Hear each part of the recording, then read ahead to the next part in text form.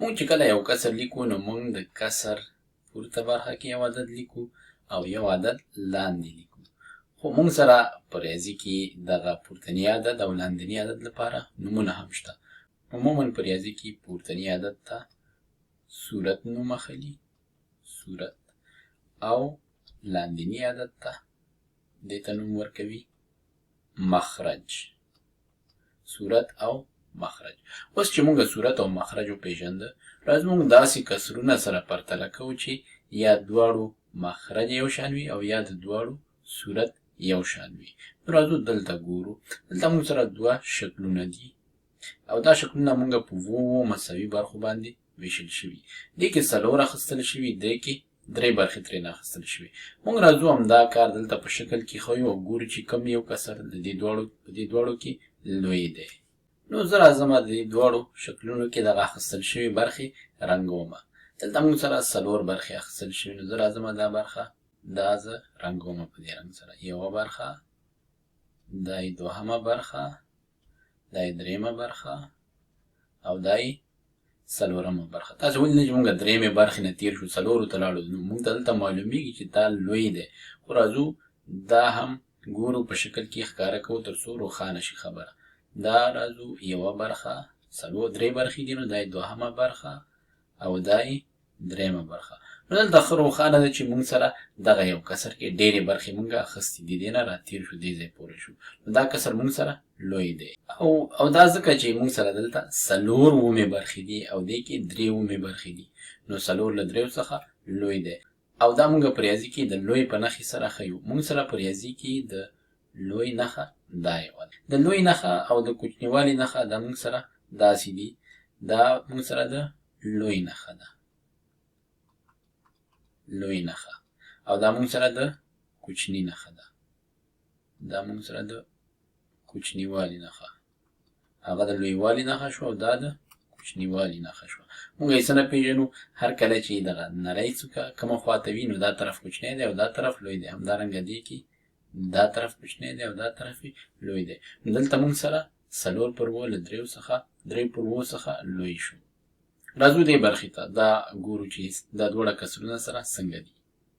دلته مونږ سره په مخرج کې اووه دی او دې کې څلور دی، او په صورتونو کې مونږ سره دواړو کې درې دي. نو دا درې اوومې برخې دي او دا درې څلورمې برخې دي. نو ګورو چې کوم یو لوی دی، دا یو لوی دی که دا یو. راځو مونږ دا شکلونو کې دغه اخیستل شوي برخې په دواړو کې دا رنګه کوو. دلته مونږ سره درې اوومې برخې دي، نو مونږ یو دا برخې سره رنګه کوو. دا یوه برخه شوه، دوهمه برخه او ورسره یې دا درېیمه برخه. درې برخې دلته مونږ رنګه کړي. همدارنګه مونږ راځو دلته هم درې پر څلور، یعنې درې څلورمې برخې دي، دا هم مونږ رنګوو.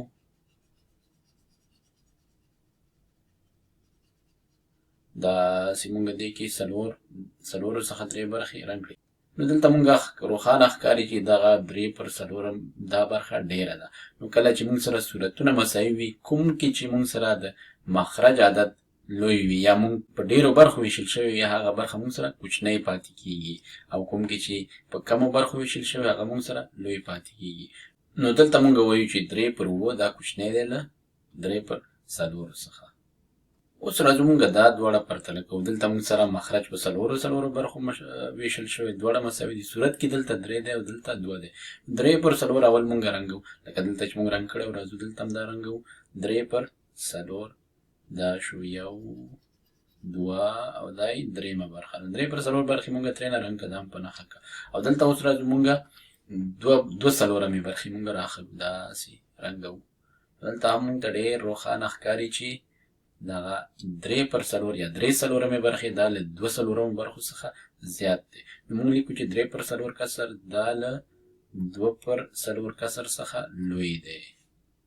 په پای کې راځو دې شکل ته. دلته مونږ بیا ګورو چې دوه پر څلور دا پرتله کوو درې پر څلور سره، یا دوه څلورمې برخې له درې شپږمو برخو سره مونږ پرتله کوو. راځو اول دوه پر څلور پر مونږ رنګوو، لکه دلته چې مونږ رنګ کړي وو. دلته مونږ راځو یو، دوه، دا دواړه رنګونه شول، دا مونږ په نښه کړل. اوس راځو مونږ درې پر څلور رنګوو، درې پر شپږ، نو یو، دوه، درې. تاسو دلته ګورئ چې دواړه نږدې مساوي برخې دي، دواړه سره مساوي برخې دي. نو 2/4 دا مساوي دی له 3/6 څخه. نو مونږه اصلا کې داسې وایو چې دا دواړه کسرونه دا سره څه شي دي؟ دا سره مساوي دي، دا سره مساوي یا معادل کسرونه دي. 2/4 دا مساوي دی له 3/6 سره. یعنی که چیرې مونږ دا شکل وګورو دلته، دا مونږ مکمل یو روغ شکل فرض کړو، داسې دې ځای نه تر دې ځای پورې. نو دا هم نیمایي د دې نه راخلي، دلته نیم دې ځای کې نیمایي کېږي. او دا شکل هم که چیرې مونږ راواخلو، دا مکمل یو روغ شکل فرض کړو، دې سره نه تر دې سره پورې، دا شکل دې ځای کې هم نیمایي کېږي. نو 2/4 هم نیمایي دی او 3/6 هم د دې شکل نیمایي دی. مونږ ویلی شو چې دا دواړه مساوي دي له نیم سره، یعنی 1/2 مساوي دی له 2/4 او دا مساوي دی له 3/6 سره.